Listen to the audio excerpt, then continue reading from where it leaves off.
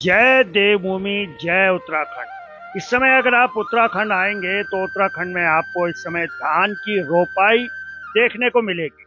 और इस समय वाकई में इस सीजन में हरा भरा उत्तराखंड आपको देखने को मिलेगा। ये आप देखिएगा और सुंदर फिजा आपको देखने को मिलेगी। और इस सुंदर फिजा को देखकर आप भी कहेंगे कि वाह, स्वर्ग अगर कहीं है तो यही है और सिर्फ यही है। तो इस समय जो तस्वीरें आप देख रहे हैं ये गैरसैंण के सोनियाना गांव की है। चमोली जिले में गैरसैंण है और गैरसैंण का सोनियाना गांव ये है। और मैं इस गांव के बारे में बता दूं, और इससे पहले कि मैं इस गांव के बारे में आपको बताऊं, ये मैं आपको बता देता हूं, यह वीडियो प्रताप सिंह नेगी जी ने बनाया है। और उन्होंने हमें आग्रह किया है कि आप हमारी संस्कृति को, हमारे उत्तराखंड के रीति रिवाजों को और यह पारंपरिक जो खेती होती है उसको जरूर दिखाएं। तो हम धन्यवाद देना चाहते हैं प्रताप सिंह नेगी जी का।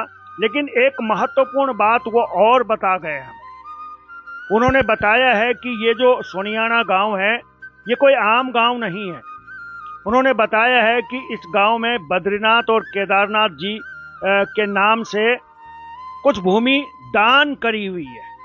यानी कि इस गांव ने, सोनियाना गांव ने, ये एक ऐसा इकलौता गांव है जिन्होंने बद्रीनाथ जी और केदारनाथ जी के नाम पर कुछ भूमि दान करी हुई है। और वो भूमि इसी सोनियाना गांव में है। तो है ना ऐतिहासिक जानकारी, रोचक जानकारी। और मैं भी वाकई में चौंक गया जब मैंने उनसे ये सुना। तो मेरी उत्सुकता और जानने की हुई कि आखिर उस जमीन पे होता क्या है, कौन उसको करता है, उस पर खेती होती है या नहीं होती है। आजकल के ज़माने में आप देखिएगा 1-1 इंच ज़मीन के लिए झगड़ा हो रहा है, 1-1 फुट के लिए, 2-2 फुट के लिए आपस में मारामारी हो रही है। लेकिन वाकई में बधाई के पात्र हैं सोनियाना गांव के वो लोग जिन्होंने इस जगह में बद्रीनाथ जी और केदारनाथ जी के लिए भूमि दान करी है। और कहते हैं कि भोलेनाथ और माँ भगवती के नाम पर उन्होंने ये दान किया है। और उस खेती को भी लोग करते हैं, लेकिन ये लोग उस खेती को नहीं करते हैं, न ही उस खेती में से उपजा हुआ कोई अनाज लेते हैं। तो ये सुंदर दृश्य इस समय मैं आपको बता रहा हूँ और ये रोचक जानकारी भी आप तक पहुँचा रहा हूँ।